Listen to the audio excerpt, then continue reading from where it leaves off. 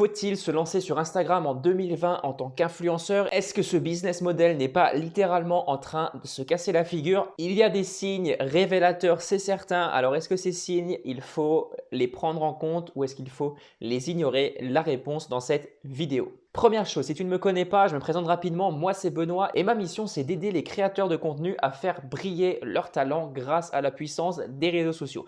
Donc si tu es créateur de contenu, tu commences à créer une audience, tu n'as pas de résultats, enfin tu galères à avoir des résultats, tu penses qu'il faut des milliers d'abonnés pour commencer à vivre de ta passion, eh bien tu es au bon endroit. Sur cette chaîne, je t'apprends à casser ces limites, à casser ces croyances limitantes et je t'apprends surtout à faire évoluer ta communauté sur les réseaux sociaux. Autre petite annonce, j'ai créé une formation totalement gratuite dans laquelle, eh bien, tout simplement, je t'apprends pendant plus d'1 h 30 comment je fais pour vivre d'Instagram avec moins de 2000 abonnés. N'hésite pas à aller checker directement dans la description. Voilà, c'est totalement gratuit. C'est cadeau, il n'y a pas de séquence email, tu ne vas pas être bombardé tous les jours d'emails promotionnels après t'être inscrit à cette formation. Alors bien entendu, tu recevras des emails lorsque j'aurai certaines choses à te partager, du contenu, etc., du contenu que je réserve uniquement à ma liste d'inscrits et c'est du contenu que je ne partage pas forcément sur ma chaîne YouTube.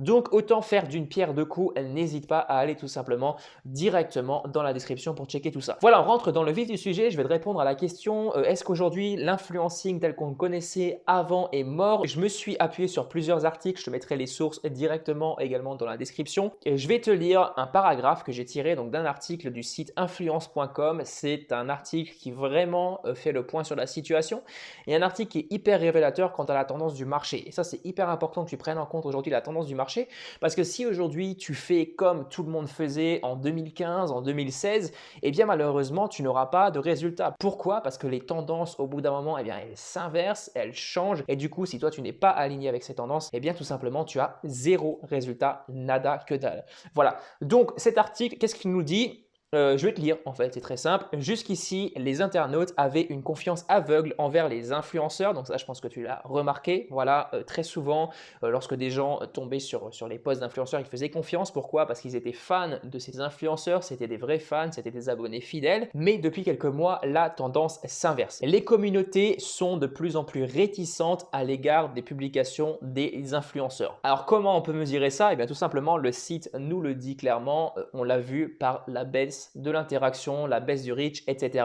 Alors, si tu viens de découvrir le monde d'Instagram, c'est quoi l'interaction? C'est tout simplement le ratio entre le nombre de likes, de commentaires et le nombre d'abonnés. Et plus ton taux d'interaction est élevé, eh bien plus forcément tu as de l'interaction sur ton compte et plus c'est un critère de crédibilité pour les marques. Et c'est un truc qui est hyper important aujourd'hui parce qu'une marque, si elle arrive sur un compte Instagram d'un influenceur, cet influenceur, on va dire 1 million d'abonnés et il a 100 likes sur ses photos, eh bien la marque va se dire il y a un petit problème, il y a quelque chose qui colle pas. Je ne vais pas faire de partenariat avec cet influenceur.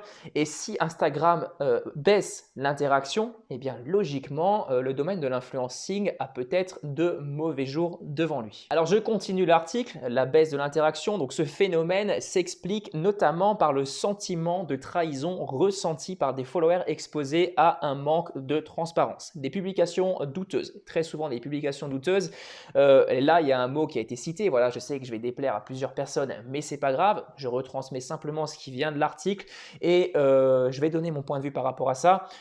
Comme celle prônant le dropshipping parce qu'il y a eu beaucoup d'abus dans le domaine et ça je peux te le garantir. Voilà, moi mon avis personnel là-dessus je le donne maintenant, c'est tout simplement qu'aujourd'hui il y a énormément de personnes dans le dropshipping qui n'ont pas fait ça de manière professionnelle et ça nuit à la totalité de la communauté du dropshipping et également aux consommateurs. Pour éviter cela, les marques ont un recours croissant aux micro-influenceurs jugés plus authentiques dans leur campagne d'influence. Alors les micro-influenceurs c'est tout simplement des petits influenceurs. Et quelquefois, tu verras que c'est vraiment de très petits influenceurs. Ça peut même quelquefois être 1000, 2000, 3000 abonnés. Donc des personnes qui ont une très petite audience. Les marques vont les contacter. Pourquoi? Parce que l'audience est beaucoup plus authentique. Quand tu as 3000 abonnés, il y a beaucoup moins de chances que tu en aies acheté comparé à une personne qui a peut-être 1 ou 2 millions d'abonnés. Et ensuite, deuxième chose, eh bien, les communautés de micro-influenceurs sont beaucoup plus engagées tout simplement parce que le micro-influenceur peut interagir directement avec son audience comparé à un gros influenceur qui tout simplement n'a plus le temps tellement il a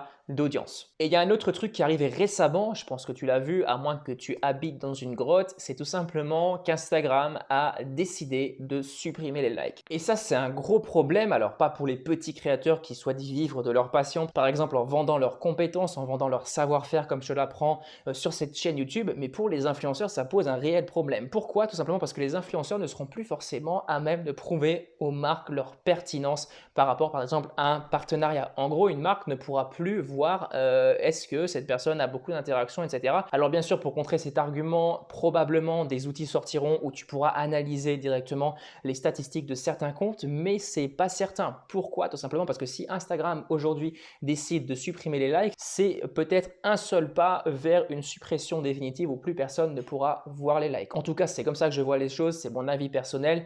Dans tous les cas, je ne peux pas savoir à l'avance ce qui se passera, mais c'est pour te mettre en face de la situation. Donc voilà, avec toutes ces choses, baisse continuelle du reach naturel, de moins en moins de portée organique des posts. Et troisième chose, Instagram qui supprime les likes, forcément, il va falloir s'attendre à une baisse de la portée des influenceurs comme on les connaissait auparavant.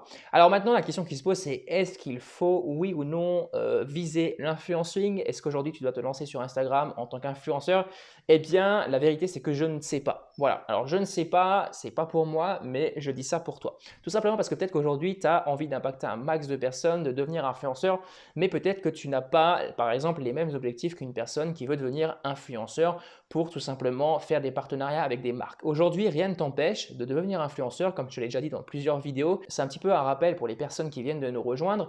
Aujourd'hui, moi, ce que je te conseille de faire, c'est si tu as une compétence, si tu as quelque chose à monétiser, tu sais faire un truc en particulier, tu sais aider les gens à résoudre un problème, et bien tout simplement, au lieu de faire des partenariats avec des marques dont tu vas dépendre, rien ne t'empêche de venir vendre tes compétences, de venir aider les personnes qui sont dans la même situation que toi, la même situation que tu as connue, que tu as réussi à résoudre en proposant tes services. Et ça, bien entendu, tu peux le faire en tant qu'influenceur. Parce que si tu es influenceur, ça veut dire que tu touches énormément de personnes, tu as énormément de personnes qui te suivent et du coup, tu auras beaucoup plus d'impact et forcément, tu auras une augmentation de ton chiffre d'affaires. C'est tout à fait logique. Et je pense que tu l'as remarqué, les derniers temps, de plus en plus d'influenceurs commencent à créer leur propre marque parce qu'ils ont capté que faire des partenariats avec des marques qui ne sont pas les leurs, eh bien, ce n'était plus forcément pertinent pour les années à venir. Voilà un peu l'état de la situation par rapport aux influenceurs. Alors, je ne peux pas te dire ne fais pas influenceur, fais influenceur, lance-toi dans l'influencing. En tout cas, personnellement, j'ai décidé de ne pas devenir influenceur pour plusieurs bonnes raisons. Première raison, c'est que je n'ai absolument pas besoin d'avoir une énorme audience pour très bien vivre de mon activité. Et d'ailleurs, je t'explique comment je fais dans la formation InstaNovice. C'est totalement inutile aujourd'hui de chercher à brasser énormément de monde si tu attires des touristes. Et deuxième chose, devenir influenceur,